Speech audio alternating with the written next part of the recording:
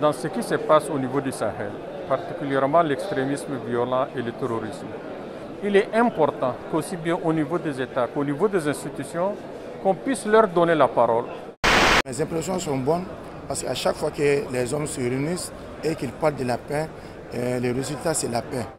Le Cameroun a un capital humain, c'est-à-dire des hommes et des femmes, surtout des jeunes, qui représentent 70% de la population. Au Sénégal, nous avons la chance d'avoir un président de la République qui a été démocratiquement élu. Nous avons la stabilité politique. Le Sénégal n'a jamais connu de coup d'État depuis 1960.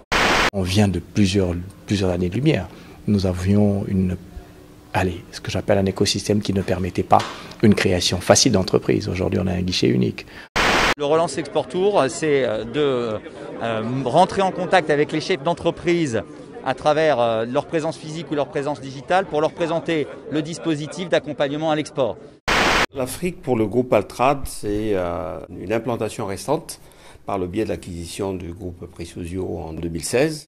On fait des traitements de surface, de la peinture industrielle, des travaux sur corps, des travaux d'accès pour faire des inspections sur les pipes, sur les équipements qui peuvent être sujets à être traités après. 500, c'est un fonds d'investissement. On est basé aujourd'hui à San Francisco. Notre focus est vraiment sur le early stage. Donc on fait du sector agnostic, ça veut dire qu'on investit dans tous les secteurs. Nous faisons partie d'un certain nombre de réseaux professionnels, y compris Business France. Nous faisons partie aussi de la Chambre de commerce européenne, camerouno-européenne. Je suis ingénieure en génie civil avec une formation dans la construction durable. Donc nous avons mis au point des écomatériaux en terre crue qui permettent de construire des bâtiments bas carbone à énergie positive. Nous voulons fusionner, créer une synergie entre ces fameuses jeunesses qui travaillent, notamment dans la diaspora et sur le continent, pour travailler sur la thématique du développement du capital humain en fait. On veut continuer à développer des actions en Europe, mais aussi en Afrique, avec le Bootcamp Emerging Mediterranean.